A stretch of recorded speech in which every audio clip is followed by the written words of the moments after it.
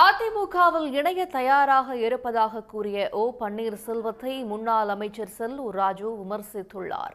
மதுரையில் செய்தியாளர்களிடம் பேசிய அவர், ஓ பன்னீர்செல்வத்தின் நாடகங்களை மக்கள் பார்த்து சளைத்து போய்விட்டதாக கூறியதோடு, தங்களை விமர்சித்ததாலேயே தாவேகாவுக்கு பதிலடி கொடுத்ததாகவும் தெரிவித்துள்ளார்.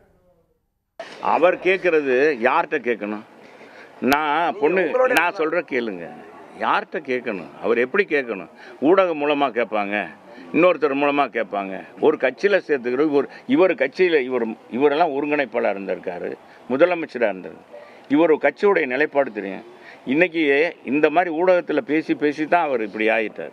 இவர் மட்டும் இல்லை, இவர் கூட பின்னால் இருக்காங்க பாருங்கள், அவங்களையும் பாதிக்கக்கூடாது. நான் அண்ணன் ஓ பன்னீர்செல்வத்தை கேட்டுக்கிறேன், இந்த நாடகமெல்லாம் வேண்டாம்.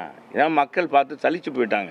எம்ஜிஆரை பார்த்து கேட்டால் நடிகர் நாடாள முடியுமா அப்படின்னு. இப்போ அந்த வார்த்தையை தான் நீங்கள் விஜயை பார்த்து கேட்டுருக்கீங்க. நாங்கள் கேட்கலைங்க, அவங்க எங்களை பற்றி தாக்குனாங்க. நான் என்ன சொல்கிறேன், யார் வேணும் வரலாம் பொது வாழ்க்கையில். நடிகராக இருந்தால் நாங்கள் என்ன சொல்கிறோம், நடிகராக இருந்தாலும் மக்கள் செல்வாக்கு பெற்றவர் யாராக இருந்தாலும் வர முடியும்.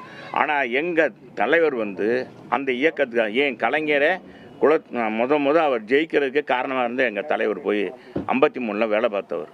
அதுக்கு அவர் துணைவியார் சாக பிழைக்க கிடக்கிறாங்க, அது இறந்துட்டாங்க. அந்த நேரத்தில் கூட 10 மாதம் அவர் பணியாற்றிட்டு இருக்கும்போது அந்த மேடையில் பேசும்போது அவங்க முதல் மனைவி இறந்துடுறாங்க. செய்தியை கூட கேட்டு அவர் அதோடு இறங்கி போகலை. அன்னைக்கு இருந்த ப்ரோக்ராம்லாம் முடிச்சுட்டு தான் போய் சென்னைக்கு போனார். அப்படிப்பட்ட தலைவர். அவரை போய் அப்படி பேசினாங்க. இவர் எங்கே, நான் என்ன சொல்கிறேன், சகோதரர் விஜய் நாங்களாம் திட்டலை, நாங்கள் அவரை சொன்னோம்.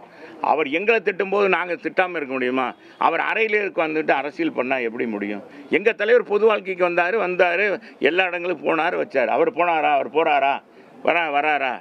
என்னங்க புது கான்செப்ட்? 41 பேரை இறந்ததை அங்கே கூப்பிட்டு சென்னைக்கு கூப்பிட்டு அவங்க துக்கம் விசாரிக்கிறது, இதெல்லாம் புதுசு இல்லையா? பொது வாழ்க்கையில் வந்த பிறகு இது தவறுன்னு தான் சொல்கிறோம். உடனுக்குடன் செய்திகளை தெரிந்து கொள்ள சன் நியூஸ் பெல் ஐகானை கிளிக் பண்ணுங்க.